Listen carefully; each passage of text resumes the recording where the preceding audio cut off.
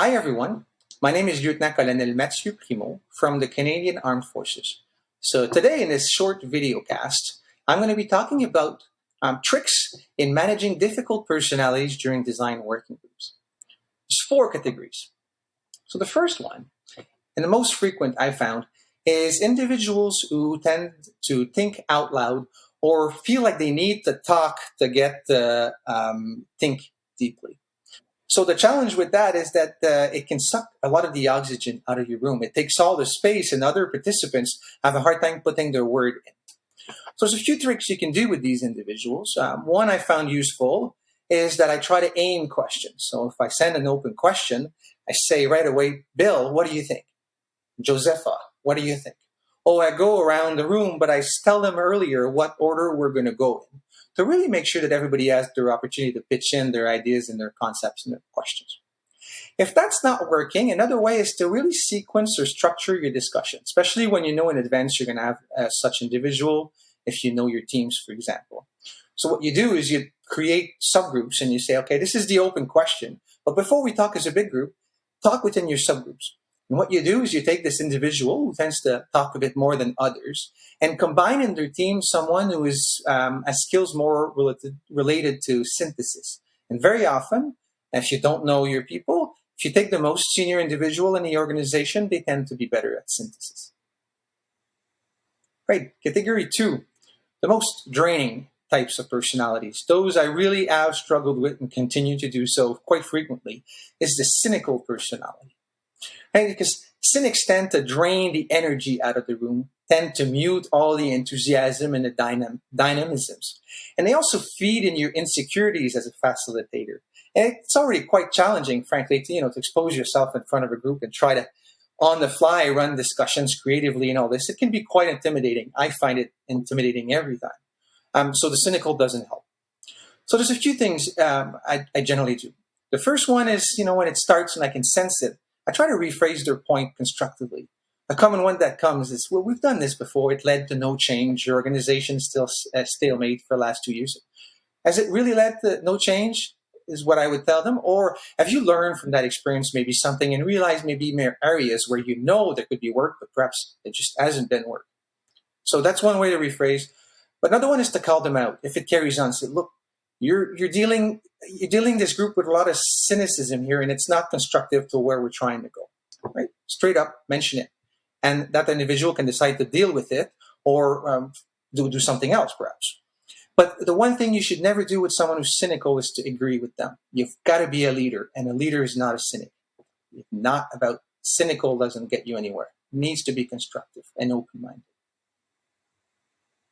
Category three, call it the resistance. It's individuals who continue to question the approach, particularly when it's not the time to question the approach and you're just trying to go with the flow and go with alternate methods of learning, sharing, discovering, and growing. So a good one is always to use humor if you're good at it. I'm not particularly good. Some people are. The other one is, the one I use more, is to try to subjugate their objections to your desires to learn by experimenting. In other words, I tell folks, Joe, I can see you don't like this approach, and I suspect you think it's not going to go anywhere. But give me a chance here. I'm learning, and maybe you're right, and I'll learn from it. And then I won't do it again. But I want to try this to really see if it doesn't work. Because some of the members in the group are new, or they seem to be more welcoming, or they seem to think we're going to get somewhere, right? So you can face it right that way. But the one thing you should really do if you have that resistance is to tell them, but at the end, Joe, we're going to do a structured feedback. I'm going to be looking for that feedback, whether indeed the approach was not useful. And I'm hopeful that you're going to be able there to really help me out, learn from this opportunity. So maybe it's a good time, please, to take notes so that this report can really lead to change in how I do things, or how we do things in this organization. Category four, last one, is actually a useful, difficult personality. And it is the person who's emotional, whether angry, sad, or visibly annoyed. So I say it's useful because emotions are pathways to desired futures. They're a way that our humans express a discomfort with something or that their expectations are not met. quite often without having the right words to use it, right? So because they lack the words, the emotion come out. It's not clear in their head what's going on there. So as a facilitator in design, I think you absolutely need to exploit those.